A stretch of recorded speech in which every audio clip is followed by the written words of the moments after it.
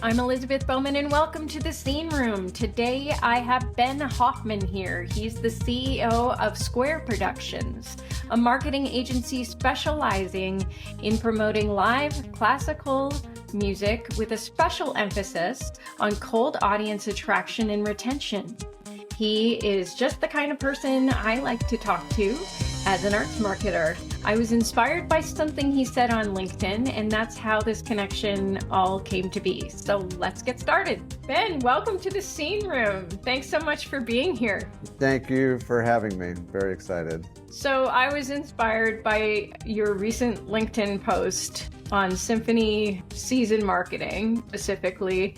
Before we get into that, I'd just like to know a little bit about your background, who you are, where you come from. What's going on? So I'm Ben Hoffman. I am the CEO of Square Productions, and we are a marketing agency that specializes in social media marketing for symphony orchestras, and in particular, finding cold audiences and keeping them, having them come back. I've been a professional photographer for about 30 years from Los Angeles, and became a filmmaker about 15 years ago, and then 2.5 years ago was referred to a symphony orchestra, brought in to do just their basic social media and help get a season underway. And it has grown into something much larger than that and has become much more specialized. Along the way, we've done everything from building wraps to designing table toppers and step and repeats and special invitations and all kinds of things, but mostly social media. We continue to do that, but I have really become kind of obsessed with the idea of cold audiences because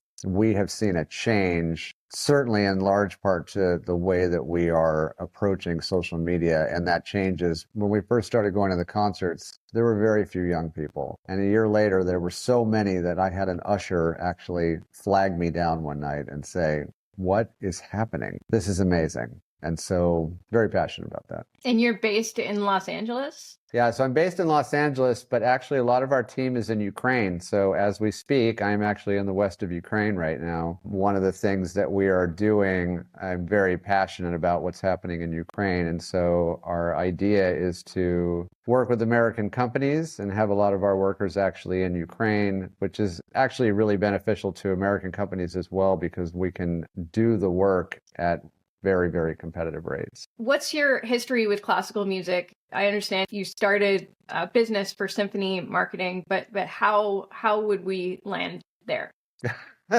Sure. You know, I was brought up, I'm 57, so I was brought up with when classical was still part of our world, essentially, when it was part of the day-to-day world. In my teens, I ended up hanging out with in the avant-garde performance art scene in Los Angeles and saw a lot of avant-garde chamber music, Baroque chamber music, really interesting stuff, and loved that. Fast forward to living in Ojai, moving to Ojai, California about 10 years ago, which is famous for the Ojai Music Festival, and ended up doing work with them, essentially doing almost passion project work. For instance, I would shoot a film about Ojai and helping businesses attract people to come to the symphony, you know, showing it as a beautiful place, lifestyle marketing, which is really what marketing is today, branding and marketing. I ended up, very long story short, living in North Carolina for a short time, and a woman who had worked at the symphony, who worked at the Ojai Music Festival as a consultant, recommended me to the North Carolina Symphony. And we came on board. It was they were launching a new music director, and it just sort of took off from there. It started pretty small, and, you know, a year later, we wrapped the front of the building with our designs and the truck, and we do all kinds of work for them, but really social media. Great. And let's get back to this LinkedIn post that inspired this conversation to begin with. I don't even think I was following you at the time. So it just popped up on my newsfeed because I guess a lot of mutual people had commented on your post and liked your post. And you were talking about the stereotypical symphony season ad with the maestro baton and how this might be, I guess, an outdated visual concept to get to those cold audiences. Can you define a cold audience for the Scene Room audience? Sure. A cold audience is somebody who essentially knows nothing about your symphony orchestra or your performing arts organization. They are, you know, what I like to say is, if you're at 40 years old, you were probably raised on Nirvana. You probably don't know classical. You know it from movies. If you're a Chef's Table fanatic, you would have heard Vivaldi. So a cold audience is somebody who doesn't know anything about you. Tell us more about the post and what you were trying to convey there. It's been very surprising, actually. I've been trying to get the message out for a while. I mean, of course, we want to grow the business and attract more clients. And it seems like the fundamentals of advertising don't apply to many symphony orchestras. And it's just very puzzling to me. If you don't know anything about classical music and you see a man holding a stick frowning, I don't know why that is an attractant. I don't understand. And I'd also like to say, I think that I'm the right person to be saying this because I am the cold audience. 2.5 years ago, I knew the basics. I knew Beethoven and Mozart. Like, I knew the basics, right? But, I saw Mahler and then Rite of Spring, a year and a half ago, and it changed my life. Like, this is an extraordinary experience. Going to see live classical music is awesome. I do this job because it's amazing. I want way more people to know about it. It's like, wow. I mean, it is an incredible thing. I'm a musician. I played in rock and roll bands. There were 5 of us. This is 66 people sometimes. Heck, if there's a master chorale on stage, just hundreds of people. We seem to only be focused on the maestro. Other aspects of the classical arts, like in opera, they say the day of the diva is done, right? And not to put down our maestros, but the day of focusing on one person for such a communal experience, I think, is done because it's very strange. One of my mentors in this world taught me audience, place, musicians. That is the community, right? That is the event itself. And when you can demonstrate that, you're already 10 steps ahead because you're showing everything. It's community. That is the community. You've given the village a place, right? A central meeting hall. You've brought the village together, and at the village there is somebody speaking or entertainment, right? There's something that has brought all of those people there. To only focus on the one thing, it's just not. It's very, very, very, very strange to me. Advertising is about how you feel. People buy things because of how they feel. They figure out if it was the right thing to do afterwards. So how do we want people to feel? If there's a man holding a stick scowling at me, I feel like I'm being scolded. If I don't know anything about symphony music. If I know something about symphony music, I'm like, okay, the guy's rocking out, but he's not holding a guitar, or she is not holding a guitar, right? If Jimmy Page is playing a guitar, or, a blues person, for instance, a blues guitar player has got that, guitar players love to grimace when they're playing, like he's hitting that high note and he looks very, very intense. Cool. If you're a cold audience and you love rock and roll, you know why they're grimacing. If you're holding a stick, it's very confusing. That's a good point. I mean, I grew up in the classical sphere. Like, my parents listened to mostly medieval and Baroque music. So, I'm steeped in it from very young age, from birth. And so when I read your post, the reason I think it resonated so much with me was because I suddenly took a step back and thought, he's right. It is almost tone deaf that we would have this one person with like a wind machine in their hair and and a stick. And for me, I can obviously hear the best moments in symphonic history when I see that image. But yes, for someone who's not steeped in it, who really doesn't get it, it's hard to imagine what exactly is going on there. It's an insider's club. It is. And, interestingly, I mean, it depends on the angles too. I mean, if you're really not seeing the audience, now all of a sudden the audience is anonymous, but the audience are the people that you're trying to sell to. You're not selling to the conductor, you're selling to the audience. So we should probably see the audience. If you're selling a car, generally speaking, you see the car. So let's get to how we might change this. What ideas do you have in terms of what one might experiment with? So the first thing I would say is copy. The most powerful things that help sell things, of course, are imagery and the message. And I've said this so many times. Beethoven 5, Saturday night, this violin player is going to be there, or this whoever, period. Okay, your favorite song is Smells Like Teen Spirit, Nirvana. What are you reading? you may as well be reading a language that is not your chosen language. That none of that means anything. You don't know this concert hall because they only put on classical shows, so you've never been there. You don't know the piece. You don't know anything about this. Okay, apparently something's happening next Tuesday. Next, like how fast can you scroll? Now, on the other hand, if you say something like, again, I'll go back to, let's just say Rite of Spring. Rite of Spring is coming up. This thunderous, powerful, incredible music is going to shake the foundations of this concert hall. You really should come and witness this. If you love powerful music, if you want to feel the timpani in your chest, show up. I mean, I'm being almost vulgar here, but that kind of messaging, like give people a reason. And beyond that, and that's another interesting point too, because you have to write good copy. I want to stop for a quick second and say the weirdest thing happened in the last 20 years. So once upon a time, if you wanted to advertise for something, you went to an advertising agency and you paid professional people to write copy, shoot something, and place an ad. Then social media showed up, and now apparently everybody's a creative director and knows how to write good copy. What? We've oversimplified things, and we've lost the expertise of those specific areas. Social media is advertising today.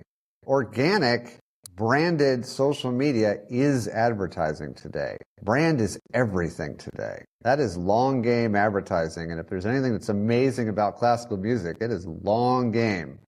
It's still going around. I mean, I read something the other day that I thought was so poignant. Like, how many art forms are still pulling in people 300 years later? After reading your post and marinating in how I might imagine like what important things there are in terms of marketing, the idea of relatability came to mind, obviously, as you're talking about. And I started thinking that the advertisements should connect with where those people are. So, people, they should have different images, like people playing, for instance, you've got the Rite of Spring there and all those intense, thunderous moments, and maybe put that into a basketball moment, like where they're suddenly coming up and then they're going for the shot. It's like that moment so that you can have that, because we can all relate to that, even if I don't play basketball, that they got that impossible shot. And it was, and you can do that in a quick moment in an ad, or. Yeah, of course. I mean, it's emotion. I mean, when both the conductor's feet are off the ground and you can see the band or the audience behind him, something's going on. Hey, that looks exciting. Yes. I would like to know more about that. Yeah. And then I was just imagining different moments in everyday life where you could have different moments from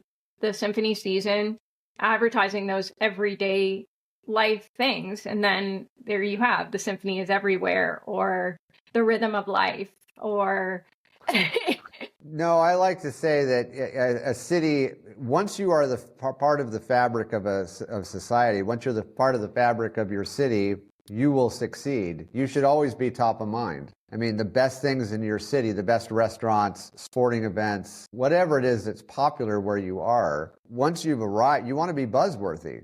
You're not going to be buzzworthy every week, but you should be buzzworthy pretty often. And once you are part of the fabric, your tickets just sell themselves because it's just something that people do in your city. Community outreach, which seems to be something that is, for granting purposes, it's at the top of their list. But I wouldn't say in terms of marketing purposes that community outreach is not at the top of the marketing list. And I think that the community outreach needs to move up the ladder. And there needs to be more of this, like we had 3 musicians at an elementary school today. And then, obviously you don't need to have videos of them in the classroom. That's, Right. No. It's very sensitive. I realize that you can't do that necessarily, but you can talk about it. Yeah, you could have, you can have one of those musicians do a talking head video on your social media, just being like, a child came up to me, didn't even know what a bassoon was. That was an amazing moment for me. They loved the sound of it, and they wouldn't have been exposed to it unless I had, played today. So I think one of the things that I feel like we do need to work around, and it's perfectly fine to do that, is there are a lot of ways to do outreach, and you don't necessarily need musicians to do it. And the reason I say that is because a lot of musicians want to play music. They don't necessarily want to be ambassadors. And that's fine. I get it. But we need some of them to be ambassadors. But there are so many other ways to do outreach. You're right. You can have a representative come on and talk about that event. A teacher will want to go on and talk about the event. It's so interesting because the way it feels to me sometimes is that the classical world feels like it's on its back foot, and it's not. I have said, if you are a symphony orchestra, everybody wants to party with you. That's a huge thing. What an incredible organization to be affiliated with. I think one of the best ways to grow your audience is through cross-pollination. And doing it in a micro sort of way, essentially, yes, to big corporations who want to partner with symphonies, but also the hot dog stand down the street or whatever it is, the popular place that's in your city that people love going to, hook up with them and do a new one every month. Do this all the time. Another thing, this is never going to stop. Social media is here. This is constant forever. I keep saying that too, which is, come up with an idea, test it, pivot, put it out again, repeat forever. Yeah. And that's the exciting part. I mean, to me, this is the new golden age. We have a million tools at our disposal. You did a post the other day about augmented reality. Amazing. Why aren't we doing more of that? Like, there's so much cool tech out there. There are so many ways to amplify your organization. You just have to want to do it. Obviously, there are some major costs associated with stuff like augmented reality, which is why I was talking about the potential for corporate partnerships in that vein, because like the symphony and opera, there's epic imagery in all of it, which is a perfect partnership for large installation augmented reality work. So it makes sense to me. There is, and the other thing is there's always, part of this is being creative. I feel like a job that could be at every symphony, if they could afford it, is, having somebody essentially who's just engaging with new technology. It's like a PR communications new technology director, somebody who's just trying to find every possible cool, new, interesting way to get the word out. Because there are also a lot of new companies that rise up all the time who will do partnerships because, again, you're a symphony orchestra. If you're a technology company with a new visual technology and you're trying to build up your portfolio, I'm not saying every symphony is going to have access to this, but I think there's so much opportunity out there for companies to help each other. And the calling card of an organization like a symphony orchestra is just, it's like a football field sized calling card. It is a beautiful thing, musicians playing either in chamber music form or in large symphony form or in solo form. A lot of these instruments are beautiful to shoot. Oh, yeah. And also multi-dimensional in terms of what's happening, like a violin with the bow hair and the, all the drama and the sweat. Yeah, no, it's great. I mean, some of my favorite shots, of course, are the conductor and the guest, at the end. It just looks like they ran a marathon or something. Like, something amazing happened. That's great stuff to post. And you talked about the musician and the passion too. That's another thing. Everything that can be an attractant should be used as an attractant. We need more smiling shots. Look, as a professional photographer, when I'm shooting, I get kind of intense, unfortunately, or for whatever. Like, I sort of have resting serious face. And I know a lot of musicians do too, and that's fine. But between songs, a smile in photos, like, I don't care if you have to stage it. People are attracted to joy. Again, this is a cold audience. A warm audience already knows that it's going to be joyful, but a cold audience just doesn't. Mm-hmm. And I know this too because, for all of I've read so much about focus groups and these people are saying this and these people are saying that. And I have spent a lot of time in concert halls just talking to people, and usually young people and older audiences. And it's very interesting to hear what what they have to say, because their experience is very different than somebody who's been going for 30 years.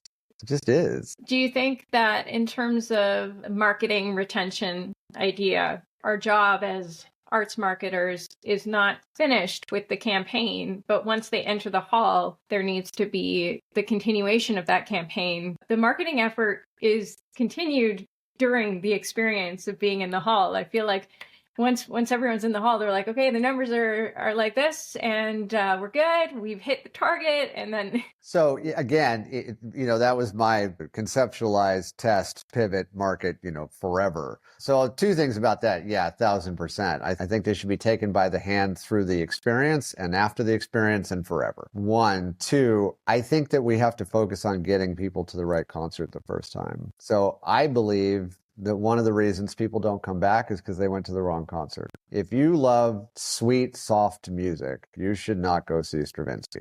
And if you go, you'll probably be bummed out, and vice versa. And I know that because of how many concerts I saw as a cold audience member, and I didn't like all of it. Of course, it's perfectly natural. And some stuff I was like, wow, this is the greatest thing I've ever heard in my entire life. I want to see more of this. And so if we can honor people's curiosity by really telling them about the concert, you said, how do we draw new people in? We tell them, what is it going to sound like? What is it going to feel like? Is there a modern band that you can identify this classical piece that's 100 years old? Does it remind you of Adele or something like that? Is there a way to talk about it in such a way where the person who listens to that kind of music will go, hey, I'd like to experience that? Or it's something bombastic, and you can say to somebody who loves rock and roll, hey man, this is like rock. This is like rock and roll. And then they come and they're like, that was like rock and roll. I would like to go again. That reminds me of those personality tests. Right. They should have those.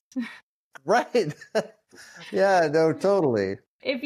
What image do you relate to, A, B, C, or D? And then you go there, or like what sonic passage? They could give 4 different sonic passages, and then you would go into whatever that survey took you to. And then it would choose the top 3 concerts for you that season. That could be fun. Actually, that's a brilliant idea. That is I love it. A personality test on a symphony orchestra website. But that's beautiful. That's the kind of out of the box thinking that, how can we attract more people? We should try everything. We should try everything because we don't know what's going to work. I posted about this the other day too, which is the beauty of social media is if it sucks, it doesn't matter. As long as you didn't say something inflammatory, if you're just trying a new method of advertising and it falls flat, great. I got 6 more days to play with this week. We should be trying everything. Personality test on a website. I want to put that on my website. This is like so good. If you had one piece of advice to give to symphony marketers or even opera marketers, arts marketers to stand out in today's crowded media landscape, what would it be? 2 things. I want to say, I don't think it's that crowded. I don't think it's that crowded because most symphonies don't have 2 symphony orchestras next door to each other. And I think that is a misnomer, and we've proven it. My company has proven it through good targeting, doing social media marketing. So I think we're actually in a unique position where we're actually offering something that's truly unique to our cities. So that's number 1. 2, I would say, have fun, and really, before you choose a font or write a single word or choose a picture, figure out how you want people to feel when they look at that ad, when they look at that social media, when they look at that when they look at anything, from the time they show up in the parking lot till they're sitting in their seats and they're back at home. How do you want those people to feel? How would you want to feel if you put yourself in their shoes? And imagine